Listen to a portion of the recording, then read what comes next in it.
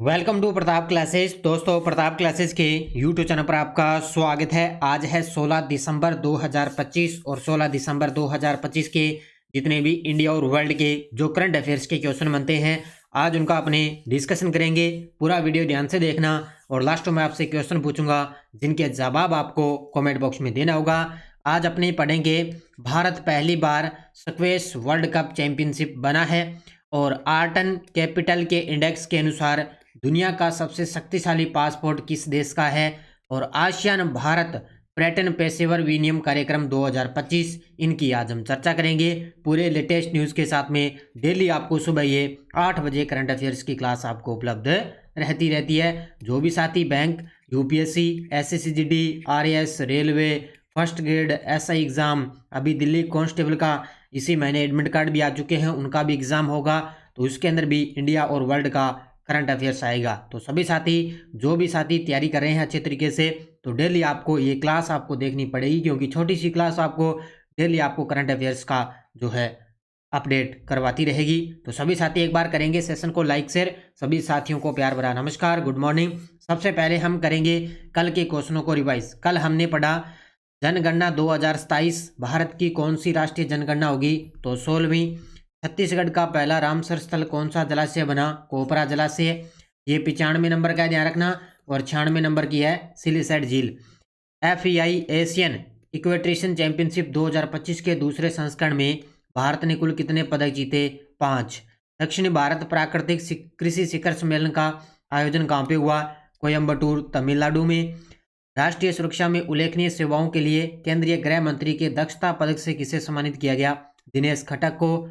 Manorama news maker award 2024 समारोह में यह सम्मान किसे मिला, सुरेश गोपी को। अमेरिका ने परमाणु निवारक क्षमता को प्रदर्शित करने के लिए किस मिसाइल का परीक्षण किया, मिनटमैन 3 का। और एग्रोविजन प्रदर्शनी का उद्घाटन किसने किया, शिवराज सिंह चौहान ने। तो ये थे कल के क्वेश्चनों का रिवाइज हमने कर लिया। ये है वार्षिक करंट अफेयर्स 2026 की टेस्ट सीरीज। इसमें डेली क्लास का टेस्ट मिलता है, डेली पीडीएफ। वीकली टेस्ट आपको कल मिल चुका है, जैसे संडे के दिन आपको वीकली क्लास मिली थी, उसका वीकली टेस्ट मिल गया। मंथली टेस्ट मिलता है और मंथली पीडीएफ आपको मिलती है। साथ में 2025 का पूरा आपको पूरे साल का करंट फ्री है और 2026 का भी आपको करंट मिलेगा, यानी कि 31 दिसंबर 2026 तक आपको इसके अंदर करंट मिलता रहेगा। तो प्रताप क्लासेस का एप्लीकेशन डाउनलोड करके इस टेस्ट सीरीज को आप जरूर ज्वाइन करें। अब करते हैं स्टार्ट आज की क्लास। अब जितने भी साथी लाइव जुड़ चुके हैं, एक बार सेशन को करेंगे लाइक शेयर और चैनल को आप सब्सक्राइब कर लें, ताकि जैसे ही क्लास आएगी उसका नोटिफिकेशन आप तक पहुंच जाएगा। करते हैं स्टार्ट आज की क्लास। 16 दिसंबर 2025 पहला क्वेश्चन आपके सामने। स्टैनफोर्ड विश्वविद्यालय द्वारा जारी global AI vibrancy tool 2024 report के अनुसार भारत विश्व में AI के क्षेत्र में किस स्थान पर है। तो आजकल आपको पता है AI का क्षेत्र है, तो AI का सब कुछ चलेगा। अब AI का डाटा है, उससे सब कुछ होने लगा है। कोई भी अपने अब किसी से इधर पूछताछ करने की ज़रूरत ही नहीं है, हम किसी दूसरे से पूछते नहीं है, लेकिन क्योंकि अपने पास AI का है, अपने सीधे अपने फ़ोन में AI से सब कुछ, अपने कुछ भी पूछना हो तो सब कुछ वो बता देगा। तो भारत है वो विश्व में AI के क्षेत्र में किस स्थान पर पहुंच चुका है, तो तीसरे स्थान पे, ऑप्शन नंबर सी। तो स्टैनफोर्ड विश्वविद्यालय जारी ग्लोबल AI वाइब्रेंसी टूल 2024 की रिपोर्ट आई है, उसके अनुसार भारत विश्व में AI के क्षेत्र में तीसरे स्थान पे पहुंच चुका है। तो पहला स्थान किसका है, पहला स्थान है अमेरिका और चीन का।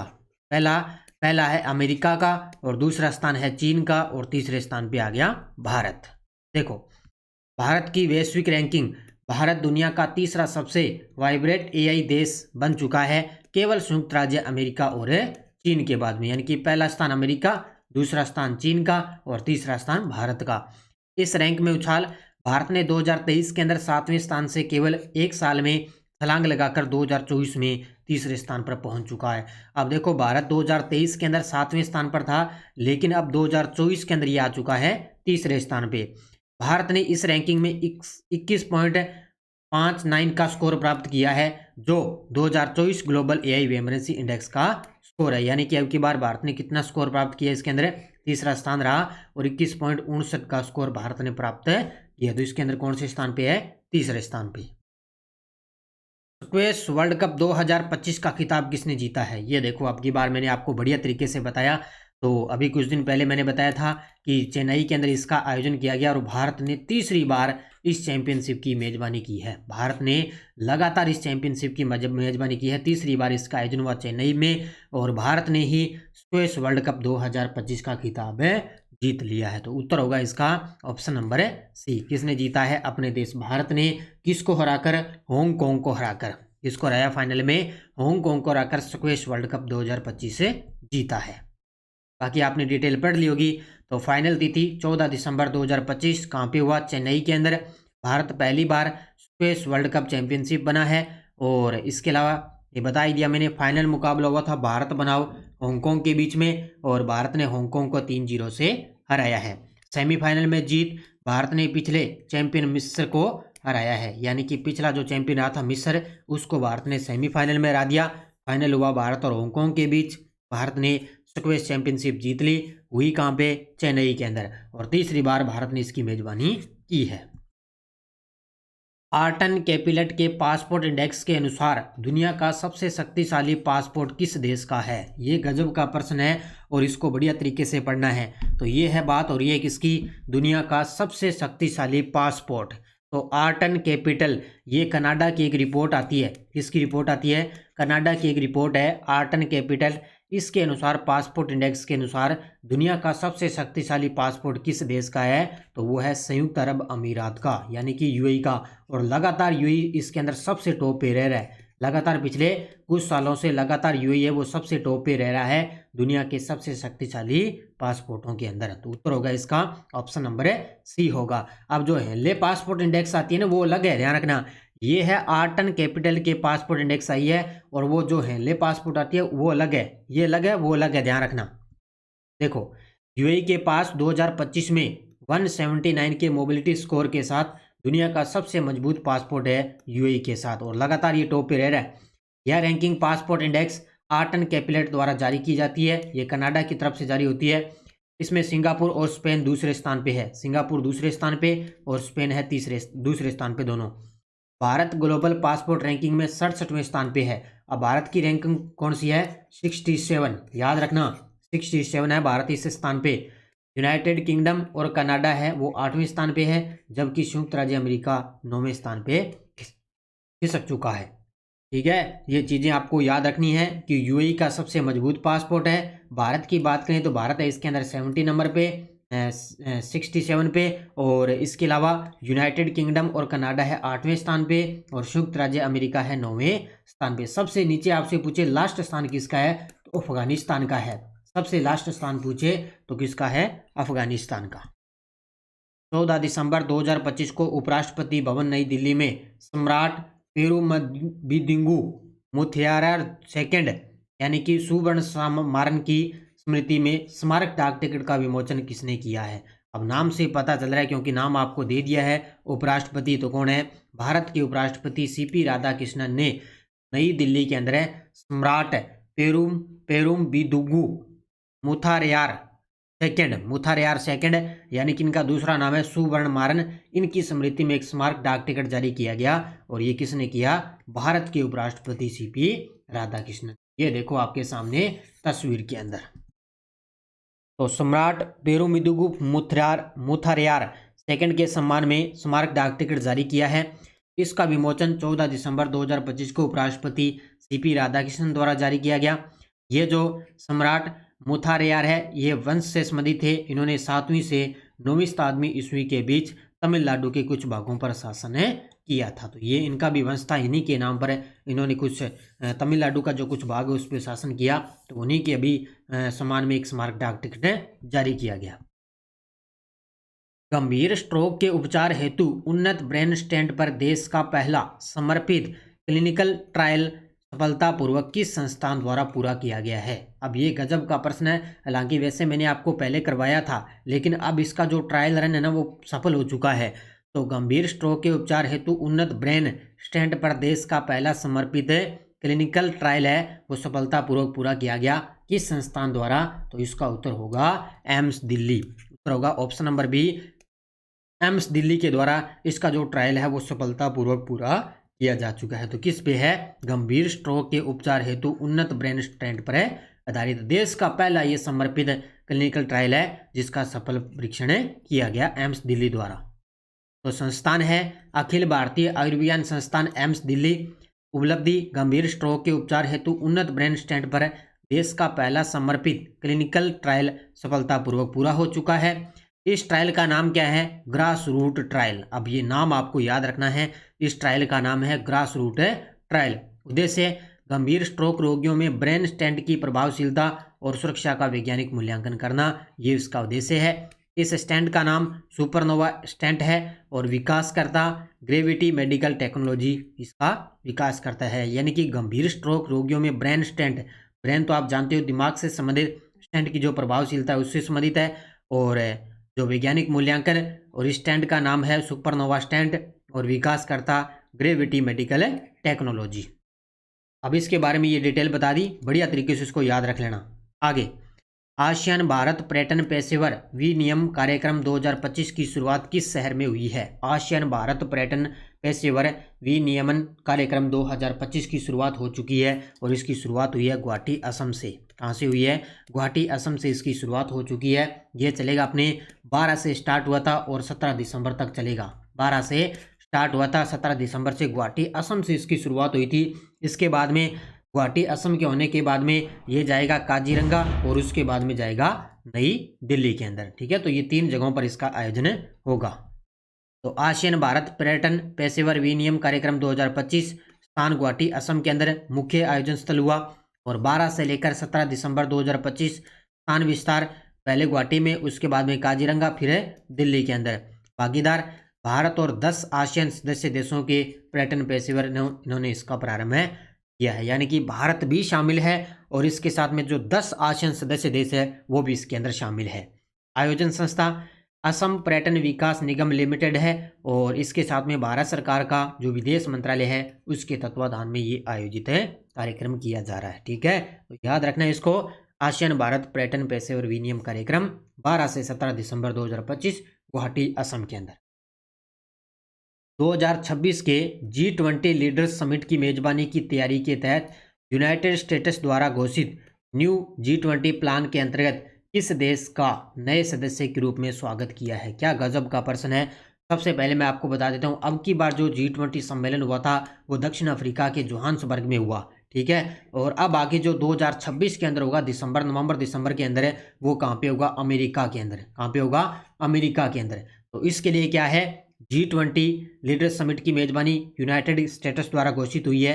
एक न्यू G20 प्लान है, उसके अंदर किस नए सदस्य के रूप में स्वागत किया है? तो इसका उत्तर होगा पोलैंड। ठीक है, अब की बार साउथ अफ्रीका को अमेरिका ने बाहर रख दिया, भी आप बाहर जाओ, और हम पोलैंड को यहाँ पे नए सदस्य के रूप में शामिल करेंगे, क्योंकि वैसे भी आपको पता है कि अमेरिका और दक्षिण अफ्रीका के बीच में कुछ जो तनाव है वो थोड़ा ठीक नहीं चल रहा था।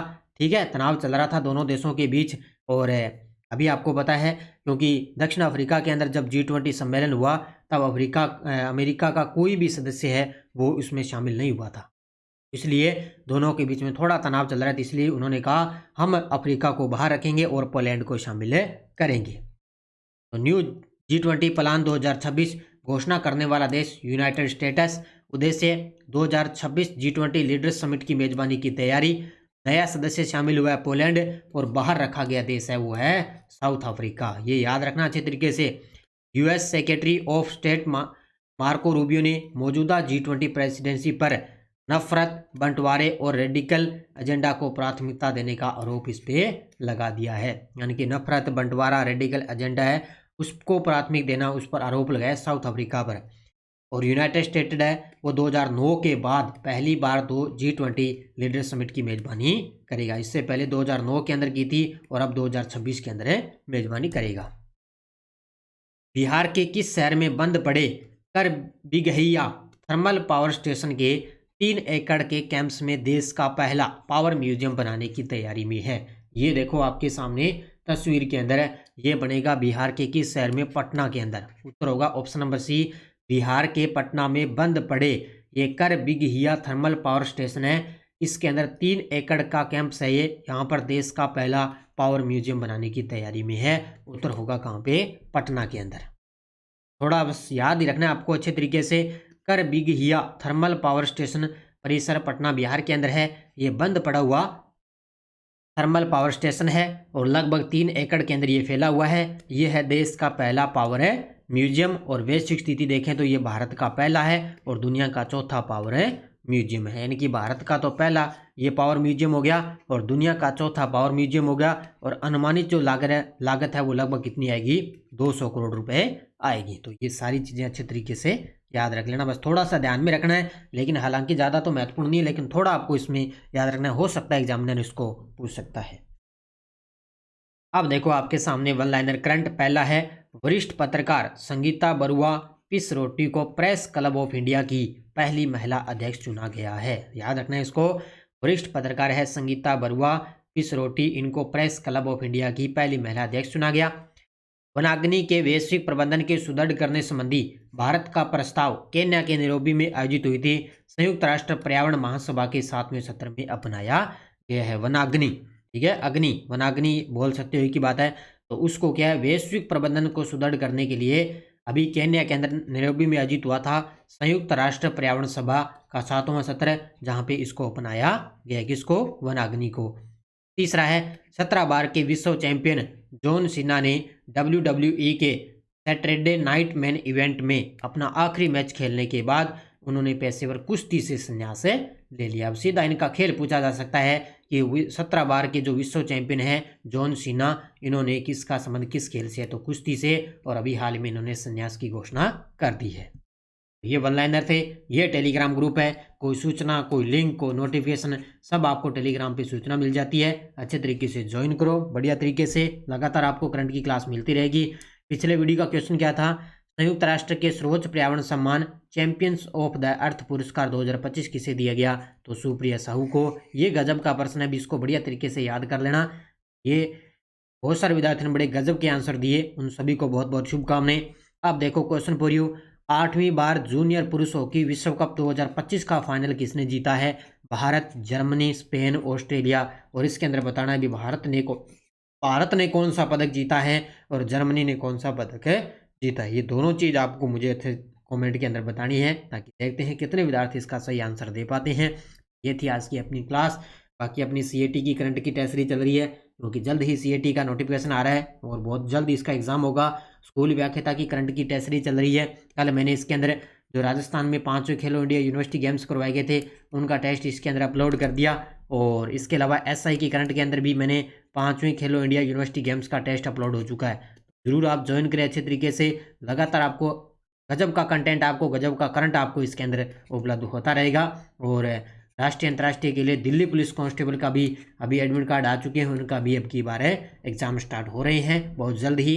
तो ये भी आपके लिए करंट की टेस्ट सीरीज उपलब्ध हो रही है। बाकी शिक्षा मनोविज्ञान है और साइंस की चल रही है, कोई साथी अलग से लेना चाहे साइंस की, टॉपिक वाइज आपको ये टेस्ट सीरीज उपलब्ध हो रही है। तो जरूर आप अच्छे तरीके से ज्वाइन करें प्रताप क्लासेस का एप्लीकेशन। अब सभी साथी करेंगे वीडियो को जाते जाते लाइक शेयर, क्योंकि डेली आपको मात्र 15-16 मिनट की ये क्लास मैं आपको देता हूं और अच्छे तरीके से आपको करंट भी करवाता हूं। समय भी ज़ाया नहीं करता, बस जितना फोकस अपना करंट पर है बस उतना ही अपनी लेवल की बातें करते हैं। तो सभी साथी करेंगे वीडियो को जाते जाते लाइक शेयर। धन्यवाद। जय हिंद, जय भारत, जय राजस्थान।